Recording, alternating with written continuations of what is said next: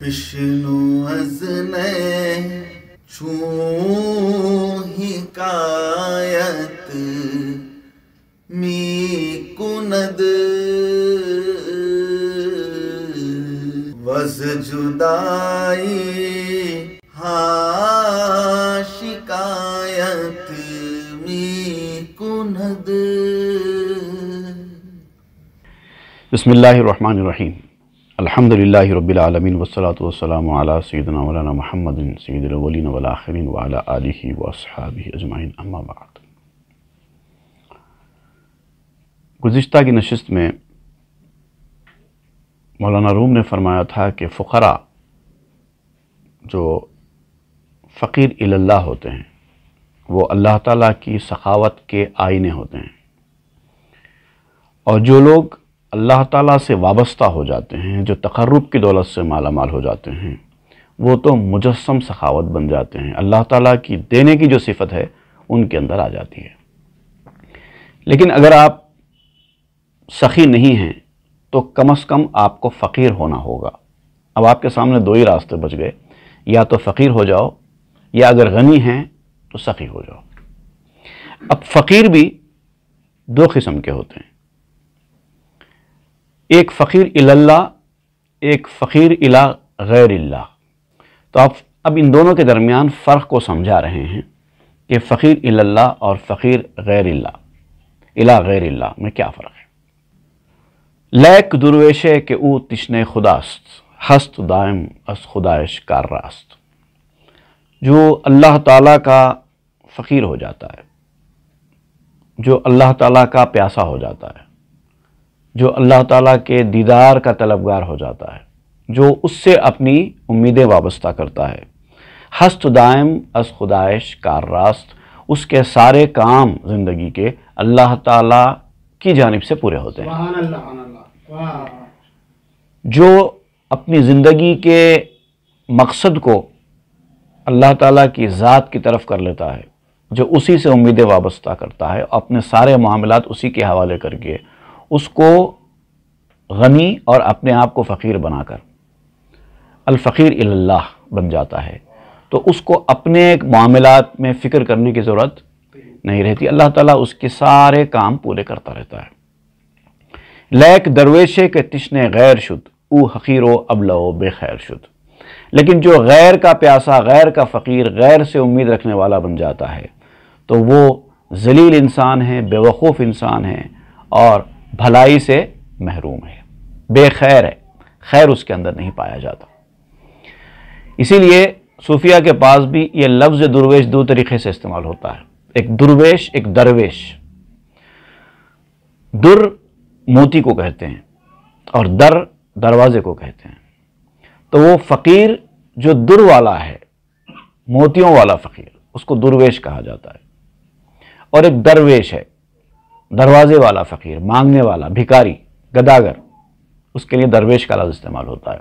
صوفیہ کے پاس یہ لفظ اچھے فقیر کے معنی میں جب استعمال ہوتا ہے تو وہاں پر درویش استعمال کرتے ہیں، لیکن یہ بھکاری گداگر کے معنی میں جب استعمال ہوتا ہے تو اس کو درویش استعمال کرتے ہیں. تو اب یہ دونوں شعروں میں ہم اسی کو اس طرح سے پڑھیں گے. لیک درویشے کہ وہ تشنے خداست، ہست دائم از خدایش کار راست. لیک درویشے کہ تشنے غیر شد، او حقیر و ابلو بے خیر شد.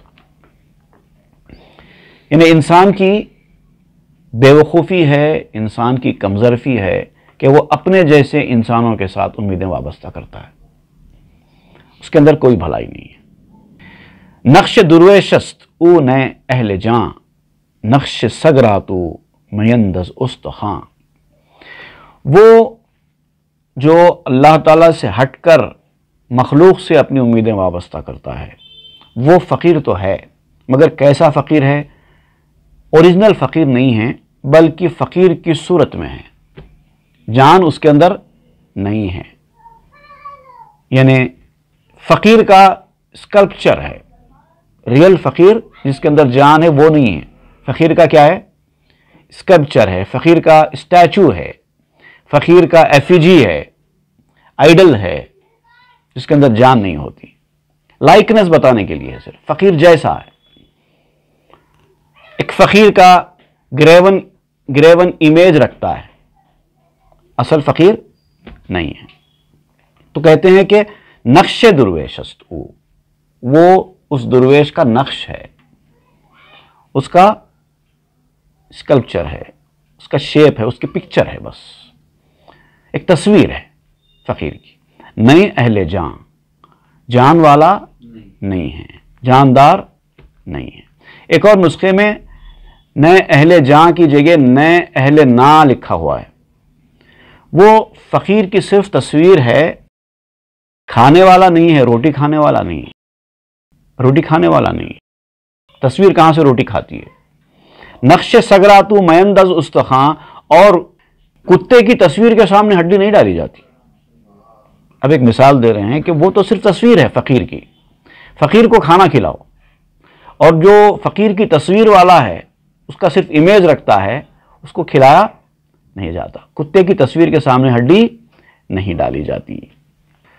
فخر لقمہ دار ادو نئے فخر حق، پیش نقش مردے کم نہ طبخ۔ وہ لقمے کی فقیری رکھتا ہے ایسا آدمی، فقیری تو ہے، طلب تو ہے، خواہش تو ہے، مگر اللہ تعالیٰ کی حق کی تمنا نہیں ہے، اللہ تعالیٰ کی ذات کی تمنا نہیں ہے، بلکہ لقمے کی تمنا ہے، دنیاوی چیزوں کی تمنا ہے، روٹی کی تمنا ہے، کھانا چاہتا ہے، پیسہ چاہتا ہے، سونا چاہتا ہے، دنیا میں نام چاہتا ہے۔ اس کو کہتے ہیں لقمے کا فقیر، فقیر لقمہ۔ فقر لقمہ داردو نئے فقر حق، پیش نقش مردے کم نہ طبخ، اور مردے کی تصویر کے سامنے طباخ مت رکھو۔ Do not set food before a lifeless picture۔ یہ مطلب ماہی خاکی بود درویش نا، شکل ماہی لیک از دریا رما۔ جو روٹی کا فقیر ہوتا ہے، روٹی کی طلب میں مارے مارے پھرنے والا، پیسہ کمانے کی جستجو میں زندگی گزارنے والا، وہ اصل میں زمین کی مچھلی ہوتا ہے، خشکی کی مچھلی ہوتا ہے۔ مچھلی پانی میں رہتی ہے نا، لیکن یہ وہ مچھلی ہے جو خشکی میں رہ رہی ہے۔ کیوں؟ اس لیے کہ شکل مچھلی کی ہے، لیکن دریا سے اس کا کوئی تعلق نہیں ہے۔ شکل ماہی لیک از دریا رواں، شیپ اس کا مچھلی کی طرح ہے، اور وہ اپنے آپ کو کہتا بھی ہے کہ میں مچھلی ہوں، لیکن جب تک آپ خشکی پر ہیں اور زندہ ہیں، مچھلی کیسے ہو سکتے ہیں؟ مچھلی تو وہ ہے جو پانی میں رہتی ہے، اور پانی سے باہر نکالے تو مر جاتی ہے۔ مچھلی جل کی رانی ہے، جیون اس کا پانی ہے، زندگی اصل اس کی پانی ہے۔ ہاتھ لگائے ڈر جائے گی، باہر نکالو مر جائے گی۔ یہ ہے اصلی حقیقت۔ اگر مچھلی ہیں آپ، تو آپ کی زندگی تو پانی سے وابستہ ہے، لیکن آپ خشکی میں زندہ ہیں، چل پھر رہے ہیں، تو اس کا مطلب یہ کہ اس دریا سے آپ کا کوئی تعلق نہیں ہے جس کا تعلق اصل مچھلی سے ہوتا ہے، کیونکہ آپ زمین کی مچھلی ہیں۔ اصل میں کیوں ہے ایسا؟ کہتے ہیں کہ نقش ماہی کیبوت درویش آب، یہ اصل میں مچھلی نہیں ہے بلکہ مچھلی کا نقش ہے، اس کا آئیڈل ہے، اس کا اسکلپچر ہے، اس کا گریون امیج ہے، اصل مچھلی نہیں ہے، اس کے اندر تو جان ہی نہیں ہے۔ تو نقش ماہی کیبوت درویش آب، تو مچھلی کی تصویر، مچھلی کا امیج پانی کی فقیر کب ہوتی ہے؟ بے آبی نمی گردت خراب، اس کو پانی میں سے باہر بھی نکال دے تو خراب نہیں ہوگی، ورنہ اوریجنل جو مچھلی رہتی ہے پانی میں سے باہر نکالو مر جاتی ہے۔ لیکن جو تصویر ہے مچھلی کی، اس کو پانی میں سے باہر نکالنے سے کیا مسئلہ ہونے کا ہے؟ وہ روحانیت کے میدان سے اس کو باہر پھینک دیا جائے تو وہ گویا مر جاتا ہے، لیکن جو روحانیت سے وابستہ ہی نہیں رکھتا، وہ دنیا داری میں پڑا ہوا ہے، اس کو کوئی فرق نہیں پڑتا۔ مرغ خانست او نسی مرغ ہوا، لوت نوشت او نہ نوشد اس خدا۔ وہ ایک مرغ خانہ ہے، ایک گھریلو پرندہ ہے، ڈومیسٹک فاؤل ہے، ہوا میں اڑنے والا سیمرغ نہیں ہے۔ جو زمین کا پرندہ ہے، جو زمین کی مچھلی ہے، جو مچھلی کا نقش ہے، وہ دراصل ایک گھریلو پرندے کی طرح ہے، وہ گھر میں ہی رہتا ہے، ہوا میں اڑنے والا سیمرغ نہیں ہے۔ لوت نوشد، لوت کہتے ہیں لام واؤ تا، تا نہیں ہے، یہ تا کے ساتھ. لوت نوشد، لوت کہتے ہیں یعنی ڈیلیشیس فوڈ، مزیدار کھانا. تو لوت نوشد اونا نوشد از خدا، وہ مزیدار کھانے کھاتا ہے، خدا سے فیض حاصل نہیں کرتا. اس کو صرف اسی میں دلچسپی ہوتی ہے، اچھا کھانے کو ملتا ہے کہ نہیں ملتا ہے، اچھا پہننے کو ملتا ہے کہ نہیں ملتا ہے، ہر چیز اچھے سے اچھا ہونا. مجھے اس سے ہٹ کے نہیں چلے گا، مجھے یہ ایسی کوالٹی کی چاہیے، میں سیٹسفائی نہیں ہوتا لو کوالٹی پہ. اس طرح کی باتیں کرتا ہے. عاشق حقست او بہر نوال، نیست جانش عاشق حسن و جمال. وہ اللہ تعالیٰ کا عاشق بھی بنتا ہے، اپنے آپ کو اللہ تعالیٰ کا عاشق بھی قرار دیتا ہے، اپنے آپ کو نیک دیندار مسلمان بھی ظاہر کرتا ہے، اپنے آپ کو جذبے والا بھی ظاہر کرتا ہے. بہر نوال، فار گیننگ سم تھنگ، کچھ مقصد ہوتا ہے اس کا، کچھ چاہیے ہوتا ہے اس کو، اس کے لیے کرتا ہے. غرضی انسان ہوتا ہے. وہ اللہ رسول کی باتیں بھی کرتا ہے تو اس میں اس کی اپنی دنیاوی غرض شامل ہوتی ہے. نیست جانش عاشق حسن و جمال، وہ اللہ تعالیٰ کے حسن و جمال کا، اس کے دیدار کا، اس کی ذات کا عاشق ہوتا ہی نہیں ہے، اس کو مطلب ہی نہیں ہے اس سے. گر توہم می کند او عشق ذات، ذات نبوت وہم اسماء و صفات. جو اللہ تعالیٰ کی ذات کا عاشق ہو جاتا ہے اس کو اللہ تعالیٰ کی ذات سے ہی مطلب ہوتا ہے، وہ تو اس کے اسماء، اس کے صفات کا خیال بھی نہیں لاتا. اللہ تعالیٰ کی اسماء اور اس کے صفات اللہ تعالیٰ تک پہنچنے کا ذریعہ ہیں. وہ ان سے بھی محبت کرتا ضرور ہے، لیکن اس کا مقصد اسماء اور صفات میں نہیں ہوتا. اس کا مقصد تو اس کی ذات ہوتی ہے، اس کی مراد تو اس کی ذات ہوتی ہے. وہم مخلوقست و مولود آمدست، حق نہ زائیدست او لم یولدست. یہ خیال جو ہے، کنسپشن جو ہے، وہ بھی مخلوق ہے، وہ بھی پیدا کردہ چیز کا نام ہے. یہ ساری چیزیں پیدا شدہ ہیں. ایک واحد چیز ہے اللہ تعالیٰ کی ذات جو پیدا شدہ نہیں ہے. جو کنسپشن ہے، جو خیال ہے، جو تھاٹس ہیں، انسان جو سوچتا ہے، وہ سب کے سب پیدا شدہ چیزیں ہیں، مخلوق ہیں. مولود آمدست، ان کو پیدا کیا گیا ہے. حق نہ زائیدست او لم یولدست، اللہ تعالیٰ پیدا نہیں ہوا ہے، وہ تو لم یولد والی شان والا ہے. نہ اس کو کسی نے پیدا کیا، نہ اس نے کسی کو جنا. عاشق تصویر وہم خیشتن، کہ بود از عاشقان ظلمنن. اور جو اپنے وہم کا، اپنے کنسپشن کا، اپنے تھاٹس کا، بیٹھے بیٹھے ایک بات اس کے ذہن میں آ جاتی ہے، اس کے حساب سے وہ آگے بڑھتا ہے. تو یہ جو اس کا وہم ہے، جو اس نے سوچا ہے، جو اس نے بنایا ہے، یہ بھی ویسے ہی ہے جیسے تصویر کا عاشق، اپنے وہم کی تصویر کا عاشق ہے. ایسا آدمی اللہ تعالیٰ کے عاشقوں میں کب ہو سکتا ہے؟ جس کو اپنے مقاصد پیارے ہیں دنیاوی، جس کو اپنی دنیاوی زندگی کو بہتر بنانا اس کی زندگی کا مقصد بنا ہوا ہے. گویا کہ وہ اپنے وہمی زندگی میں جی رہا ہے، وہموں پر مشتمل ہے اس کی زندگی. اون امیجنیشن اینڈ اون کنسپشنز کی دنیا میں جی رہا ہے. ویسا آدمی اللہ تعالیٰ کے عاشقوں میں نہیں ہو سکتا. عاشق آن وہم اگر صادق بوت، آن مجازش تا حقیقت می کشت. اگر یہ خیال کا عاشق بھی اللہ تعالیٰ کے ناموں، جیسا ابھی بتایا گیا کہ عاشق جو اللہ تعالیٰ کی ذات چاہتا ہے، ان ناموں اور صفات میں بھی اس کو وہ نہیں ہوتا جو اس کی ذات میں ہے، اس کو حاصل ہونا ہے.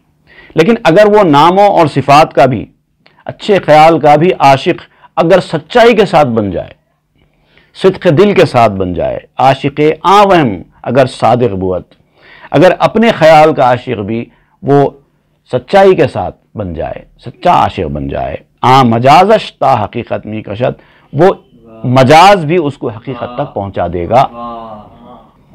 ایک عربی کا مقولہ ہے کہ المجاز قنطرۃ الحقیقہ، مجاز بھی حقیقت کا ایک پل ہے، پل، برج ہے. تو عشق کرنا جب آدمی مجازی ہی صحیح سیکھتا ہے تو حقیقت کی طرف وہ پہنچتا ہے، اس کو پتہ چلتا ہے کہ عشق بولتے کس کو ہیں. تو مجاز میں بھی اگر انسان سچا ہو، صادق ہو، تب وہ حقیقت کے راستے پر پہنچ سکتا ہے. زندگی میں جب کسی نے محبت کرنا سیکھا ہی نہ ہو تو وہ عشق حقیقی بھی نہیں کر سکتا، کیونکہ جو آدمی دوسروں سے محبت کرنا جانتا ہی نہ ہو تو اس کا مطلب یہ کہ وہ خود سے محبت کرتا ہے، اور خود سے محبت کرنے والا عشق حقیقی کا درجہ حاصل کر ہی نہیں سکتا۔ شرح می خواب بیان ای سخن، لیک می ترسم ز افہام کوہن۔ اب یہ جو موضوع نکل گیا ہے اس کا بیان بڑا تفصیلی ہے، لیکن میں اس تفصیل میں جانے سے ڈرتا ہوں، لیک می ترسم، میں ڈرتا ہوں اس تفصیل میں جانے سے، از افہام کوہن، کیونکہ کوہن کہتے ہیں پرانے کو، پرانے ذہن ہیں لوگوں کے، پرانے سے مراد یہاں پر بوڑھے، پرانا، کمزور، بوڑھا، جو کبر سنی کے عمر کو پہنچ جاتا ہے، جس کو چلنے پھرنے میں دقت ہو جائے، گھٹنے میں درد، پاؤں میں درد ہو جائے، کمزوری آ جائے، ایسے لوگوں کے ذہن بھی ہوتے ہیں جو بوڑھے ہو چکے ہیں ذہن۔ تو ایسے بوڑھے ذہن والے لوگوں کے سامنے اگر یہ سب باتیں میں کہوں گا تو ڈرتا ہوں کہ کہیں کچھ کا کچھ نہ ہو جائے، کیونکہ اس کے اندر وہ صلاحیت ہونا چاہیے، کسی بھی چیز کو ایکسیپٹ کرنے کے لیے اس کے اندر وہ صلاحیت ہو تو وہ ایکسیپٹ کر پائے گا۔ ایک وزن ہے، ایک بوجھ ہے، اگر کسی بوڑھے آدمی کو دیا جائے اٹھانے کے لیے تو وہ کہاں سے اٹھا پائے گا؟ خود گر جائے گا۔ ڈاڈرنگ اگر اس کے چلنے میں ہے، بوڑھا آدمی جب بڑی مشکل سے چلتا ہے تو اس کو ڈاڈرنگ کہتے ہیں، تو اگر اس کے چلنے میں ڈاڈرنگ ہو تو خود کو سنبھالنا اس کا مشکل ہے، وہ وزن کہاں سے لے کر جائے گا؟ تو کہتے ہیں کہ یہ سارے موضوعات، یہ ساری باتیں ایسے ہی ہیں۔ بوڑھا آدمی، اپنے ذہن کا بوڑھا، جسمانی بوڑھے کی بات نہیں ہو رہی یہاں پر، جو ذہن کا بوڑھا ہے وہ آدمی یہ ساری باتیں نہیں سمجھ سکتا، اس لیے زیادہ تفصیل میں جانے سے بھی میں ڈرتا ہوں۔ فہم ہائے کوہ نئے کوہتا نظر، صد خیال بد درارت در فکر، اور جن کی عقلیں کوتا ہو جاتی ہیں، نیرو ہو جاتی ہیں، اور نیرو عقل ہونے کی وجہ سے بوسیدہ ہو جاتی ہیں، بوسیدہ کھنڈر جیسے ہوتے ہیں، دھکا لگا ہو سکتا دیوار گر جائے، وہ کیفیت کے ذہن کے لوگ ہوتے ہیں۔ تو جب نیرو مائنڈنس جب ان کے اندر آ جاتا ہے تو کیا ہوتا ہے؟ صد خیال بد درارت در فکر، ان کی فکر میں 100 برے خیالات آنے لگتے ہیں۔ کوتا نظر کہتے ہیں short sightedness, senile and short-sighted minds brings 100 evil fancies into their thoughts، کیونکہ ان کے خیالات میں پراگندگی ہے، گندگی ہے، وہ روحانیت کی یہ باتیں سمجھ ہی نہیں سکتے، کہاں سے ان کے سامنے میں یہ سب باتیں بیان کروں؟ برسمائے راست ہر کس چیر نیست، لقمے ہر مرغ کے انجیر نیست۔ یہ بہت مشہور ہوا ہے یہ شعر مولانا روم کا، عام بول چال میں بھی یہ لفظ استعمال کیا جاتا ہے، اور کئی قلمکاروں نے اپنی اپنے مضامین میں یہ شعر استعمال کیا، اس طرح کے بہت سارے آپ کو مل جاتے ہیں۔ برسمائے راست ہر کس چیر نیست، سچی بات، سیدھی بات سننے پر ہر شخص قدرت نہیں رکھتا، ہر آدمی سچی بات سننے کی صلاحیت نہیں رکھتا۔ لقمے ہر مرغ کے انجیر نیست، ہر پرندے کی خوراک انجیر نہیں بنتی، حالانکہ انجیر ہر پرندے کی پسندیدہ غذا ہے، ہر پرندہ انجیر کو پسند کرتا ہے، دوڑا دوڑا آتا ہے، لیکن اس کی قسمت میں، ہر پرندے کی قسمت میں انجیر نہیں ہوتا۔ یہ بہت مشہور ہے، یہ لقمے ہر مرغ کے انجیر نیست، ہر پرندے کی خوراک انجیر نہیں ہوتی۔ خاصا مرغے مردے بوسیدے، پر خیال آمائے بے دیدے، خاص طور سے مردہ سڑا ہوا پرندہ اگر ہے تو اس کی قسمت میں انجیر ہونے کا تو سوال ہی پیدا نہیں ہوتا۔ اندھا ہے، اندھے پن کے خیالات سے بھرا ہوا ہے۔ اب یہ جو انجیر کی باتیں ہیں یہ اس کے دماغ میں جائیں گی کہاں سے؟ اس کا دماغ تو معاف ہو چکا ہے، اس کے اندر تو ایسی چیزیں بھری پڑی ہیں کہ وہ چیزوں کی موجودگی تک یہ چیزیں جا ہی نہیں سکتی، اندھے خیالات ہیں بس، فلڈ وتھ وین فینسی، یہ کیفیت ہے، تو کہاں سے یہ چیزیں جائیں گی اندر؟ نقش ماہی را چے دریاؤ چے خاک، رنگ ہندو را چے صابون و چے زاک۔ یہ بھی بڑا خوبصورت شعر ہے، اس کو بھی ہم عام بول چال میں استعمال کر سکتے ہیں۔ مچھلی کی تصویر کے لیے دریا کیا خشکی کیا، جب وہ تصویر ہی ٹھہرا، جب مچھلی نہیں ہے، اس کا ایک ایفیجی ہی ہے، وہ مچھلی نہیں ہے بلکہ اس کا ایک اسکلپچر ہی ہے، تب اس کے لیے پانی کیا اور دریا کیا۔ رنگ ہندو راچ صابن و چزاک، کالے رنگ کے بندے کے لیے صابن کیا پھٹکری کیا، وہ تو کالا ہی رہے گا۔ صابن تو چہرہ صاف کرنے کے لیے استعمال ہوتا ہے، اور یہ زاک کہتے ہیں، اصل میں زاک ہوتا ہے، اس کو کہتے ہیں وٹریول، سلفیورک ایسڈ، جو بہت زیادہ گندگی جب ہو جاتی ہے کسی چیز کو صاف کرنے کے لیے سلفیورک ایسڈ کا استعمال کرتے ہیں۔ یوں تو چہرے کے لیے سلفیورک ایسڈ استعمال نہیں ہوتی، اس کے لیے ڈیفرنٹ ایسڈز ہیں، جیسے کہ کوجک ایسڈ ہے، مینڈلک ایسڈ ہے، گلائکولک ایسڈ ہے، سیلیکیلک ایسڈ ہے، لیکٹک ایسڈ ہے، اس طرح کے ایسڈز چہرہ صاف کرنے کے لیے استعمال ہوتے ہیں۔ لیکن آپ کہتے ہیں کہ اگر سلفیورک ایسڈ بھی استعمال کر لیں تب بھی وہ کالا آدمی کالا ہی رہے گا۔ H2SO4 بھی اگر استعمال کر لیں، ہائیڈروجن سلفیٹ، تب بھی کچھ ہونے والا نہیں ہے، کالا تو کالا ہی رہے گا۔ تو ایسے جیٹ بلیک کے لیے صابن کیا اور سلفیورک ایسڈ کیا، کچھ فرق پڑنے والا نہیں ہے۔ نقش اگر غمگی نگاری برورخ، او ندارت از غم و شادی سبخ۔ اگر کاغذ پر تو کوئی تصویر بنائے، کوئی امیج ڈیزائن کرے، اور اگر وہ امیج مسکراتا ہوا ہو یا پھر وہ امیج غمگین چہرے والا ہو، اداس بیٹھا ہوا امیج ہے، او ندارت از غم و شادی سبخ، اس کو خوشی اور غم سے کیا واسطہ ہے، وہ تو امیج ٹھہرا۔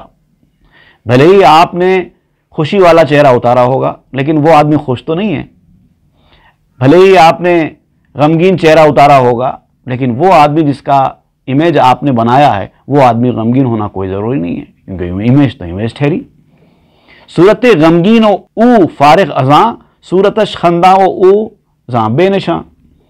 اس کی صورت غمگین ہے مگر وہ غم سے خالی ہے، اس کی صورت ہنستی ہوئی ہوتی ہے امیج میں لیکن وہ ہنسی سے خالی ہے۔ وی غم و شادی کے اندر دل خفیست، پیش آں شادی و غم جز نقش نیست۔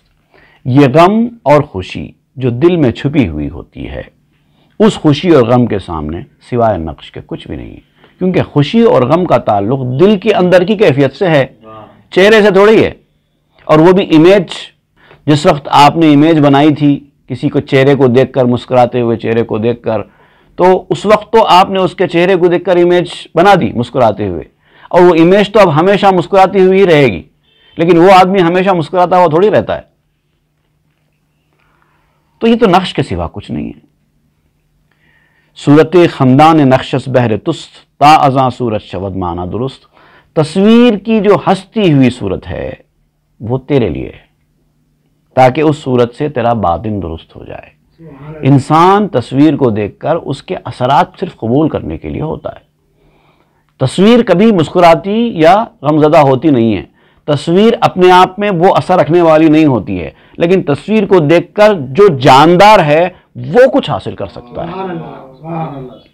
صورت غمگین نقش از بہر ماست، تاکہ مارا یاد آید راہ راست۔